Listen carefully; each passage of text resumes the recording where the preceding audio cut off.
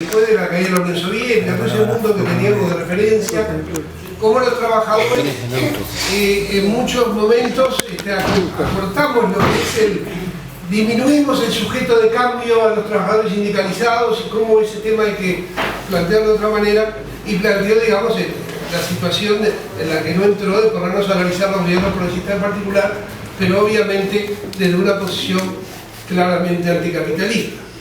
Creo que todos los que estamos en esta mesa estamos en una posición claramente anticapitalista. Creo que es el eje de...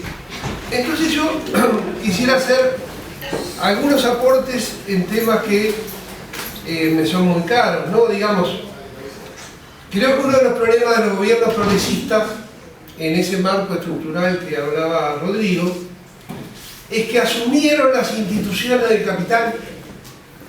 Los gobiernos progresistas, en general, gobiernan con la lógica del capital, tanto la lógica política, todos los procesos electorales múltiples, etc. Venezuela hizo creo que 18 elecciones. En Bolivia tomemos en cuenta que Evo Morales fue derrotado cuando quiso plantear su reelección. Entonces por ahí hay una cuestión, hay que verla. Nosotros, alguien que quiera hacer una lucha anticapitalista, me pregunto, ¿va a recorrer todos estos procesos electorales uno atrás del otro? ¿Hasta cuándo? Es un tema, digo, lo estamos viendo en Venezuela. Tenemos otra lógica. Vivimos en un mundo donde el control globalizado de la economía lo tiene el gran capital transnacional, el gran capital financiero. El neoliberalismo fue derrotado en muchos de estos países políticamente. O sea, fueron derrotados los partidos políticos que expresaban los intereses claramente de la clase dominante y del capital extranjero. Y vinieron los gobiernos progresistas. Entonces, ¿cuál es el tema central de estos gobiernos progresistas? Nos podemos preguntar, como en alguna época histórica, bueno, estamos discutiendo entre reforma y revolución. Están los socialdemócratas reformistas y los revolucionarios que van a tomar el poder. Y podemos decir, no, aquella discusión, la revolución como toma del poder, no está en el orden del día de ninguno de los gobiernos progresistas. La reforma, la socialdemocracia con todos los matices y esa lógica de hagamos reformas paulatinas hasta que lleguemos al socialismo, que es lo que se puede hacer ahora, podemos decir, a mi modo de entender, que es lo que intenta Bolivia y Venezuela. O sea, siguen en el sistema capitalista tratando de crear las condiciones para tener un cambio hacia otro sistema.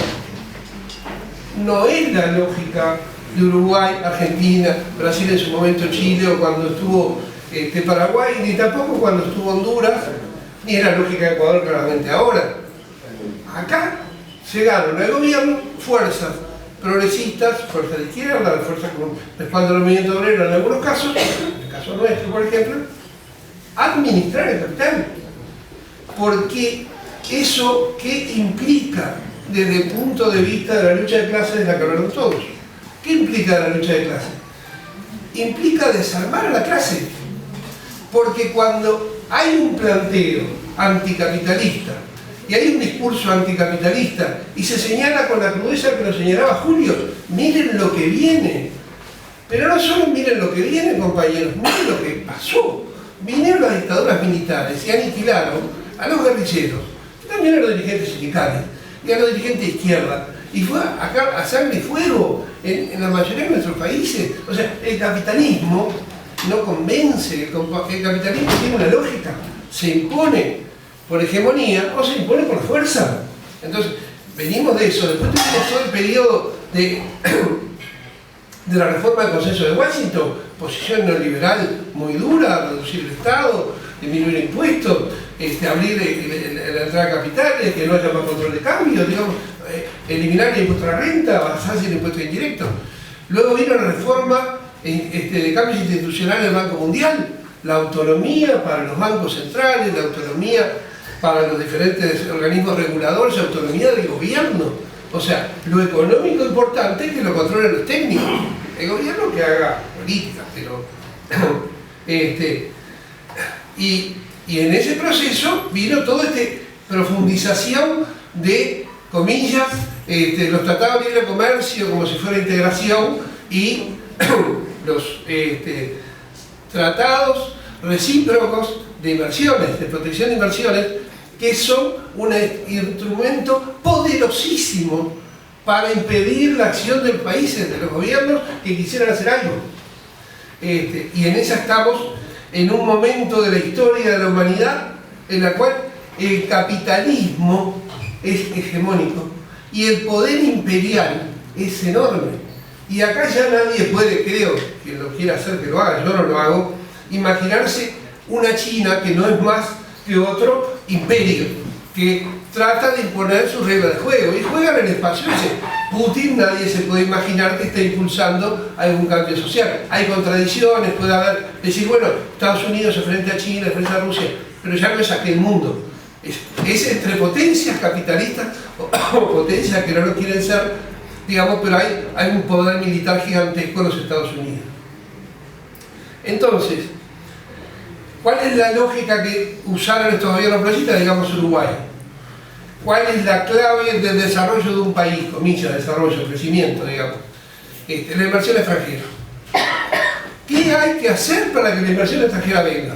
¿Qué tenemos que entregar? Porque es eso. Y entonces vienen los procesos que están incluidos hoy Cuba, la zona franca, que se llama zonas especiales, zonas francas, ley de promoción de inversiones, exoneraciones impositivas y ningún tipo de actitud que pueda hacer que se aleje ese posible inversor, porque el dinero es siempre muy temeroso. Entonces, si algo se puede escapar, y tenemos además todas estas agencias que dicen de riesgo de los países y entonces analizan, bajó, subió y ponen el país a temblar.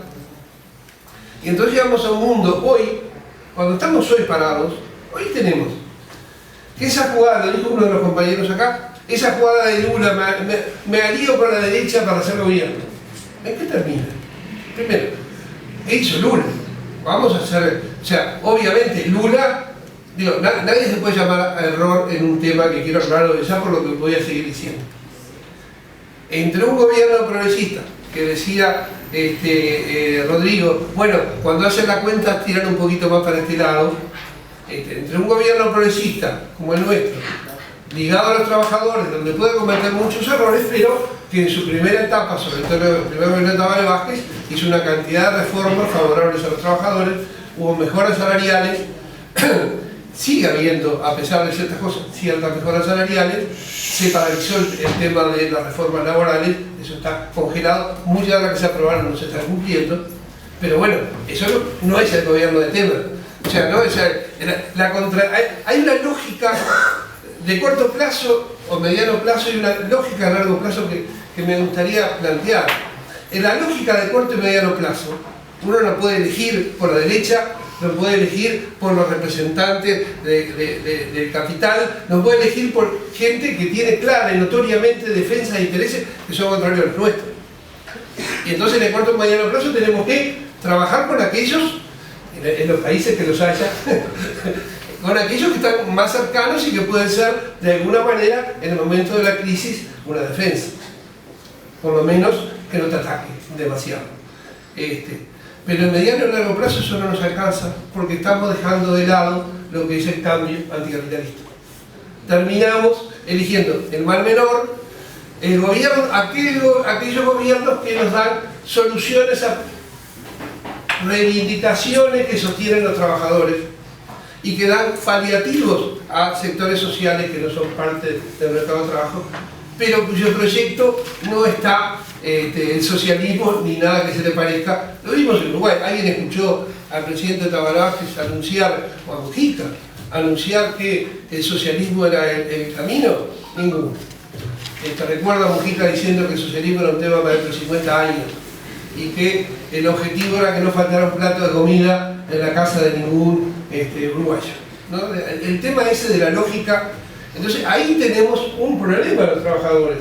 Nosotros tenemos que movernos un espacio complejo en el que tenemos que preservar lo que se pueda de estos gobiernos que nos dan determinadas concesiones y determinadas medidas y a la vez tratar de forzar, impulsar el proyecto programático histórico de los trabajadores.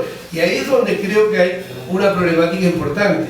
Porque cuando viene la crisis, en cada 5 minutos, cuando viene la crisis, ¿qué pasa? En los países donde hay una lucha ideológica importante, donde se fortaleció a la gente en la convicción de que esto es un proceso de cambio de mediano y largo plazo, donde hay conciencia, cuando viene la crisis la gente resiste. Y el gobierno, además, evita ajustar sobre la gente. Ahora, en los países donde no hay, en el caso uruguayo, ningún tipo de discurso ideológico de proyecto de largo plazo, cuando viene el ajuste, la gente, ¿qué se hizo? Lo que Mujica critica siempre, pero bueno, en Uruguay es así, el mundo está. El consumismo. Cuando la gente ve que puede consumir menos, no recuerda cuál es la fuerza política que le dio más en el último, sino que lo que recuerda es que estoy teniendo menos, y sobre todo los sectores de clase media, y se van a volcar hacia el otro lado. Y además, cuando hay gobiernos que ayudan a ese proceso, pero llevando políticas de ajuste sobre los trabajadores, porque no nos vamos a olvidar acá en Uruguay que hubo un ajuste salarial en el IRPF que lo hizo este gobierno el año pasado.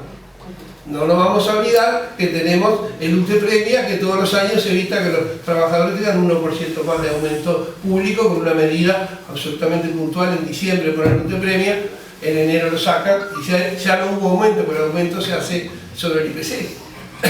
No nos vamos a olvidar que tenemos una inflación futura de 5% clavada desde el año que se aplicó la inflación futura, cuando hemos llegado a tener inflación del 9%. Y todo eso tiene que ver con los salarios y la vida de los trabajadores.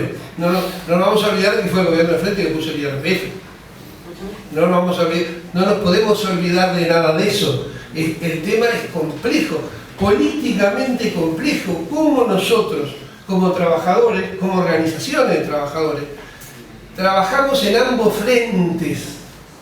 Lograr, por un lado, frenar el ajuste, tratar de revertir estas políticas y a su vez trabajar en crear conciencia. Y conciencia, compañeros, lo digo con total pena, no es decir al final de cada acto del PIT-CNT por una sociedad sin explotados y explotadores, es mucho más que eso. Y eso es lo que nos está faltando, creo que nos está faltando desde el capital, muchísimo sin pensar cómo nos organizamos ideológica y políticamente para lograr los cambios que queremos, tomando en cuenta las cosas que dice Julio. ¿Cómo no nos pensamos sindicatos si no pensamos sociedad? ¿Cómo terminamos de alguna manera con esa política de conciliación de clases que, por supuesto, alguien lo dijo de los compañeros, nunca es conciliación de clases, es búsqueda de atenuar las confrontaciones, ¿verdad? En la conciliación de clases de Frente Amplio, lo he dicho muchas veces, que sí, porque le dio a los capitalistas todas estas leyes de inversión, zona franca, etcétera, enormes, y trabajó para eso, pero a los trabajadores les dio leyes laborales, aumento de salarios.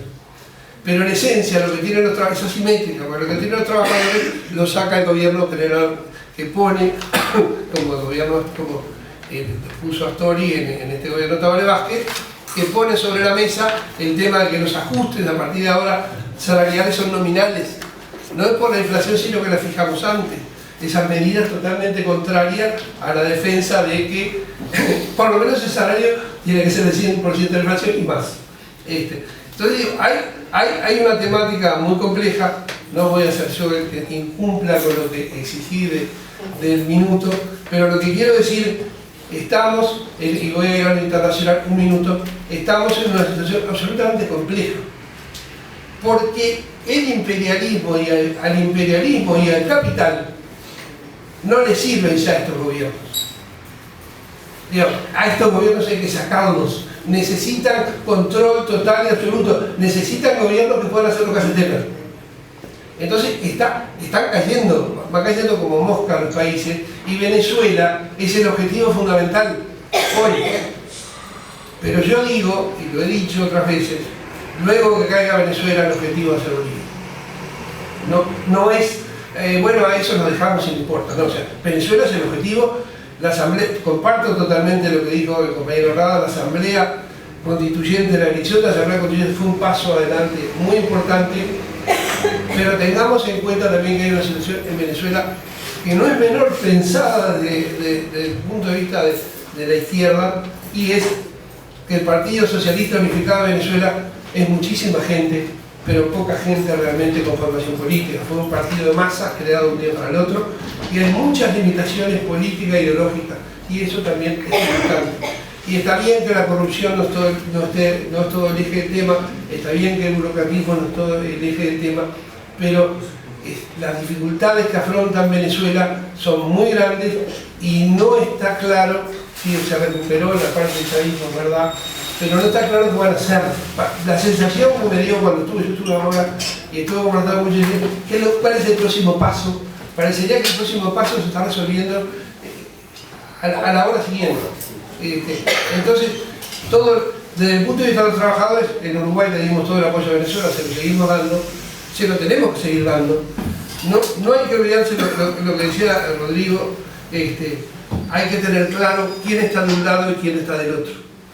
Nunca podemos estar con las clases dominantes de Venezuela, con el imperialismo de Estados Unidos, con Temer, con Macri, con lo que es México. Lo peor de América, la ultraderecha, lo peor está contra Venezuela.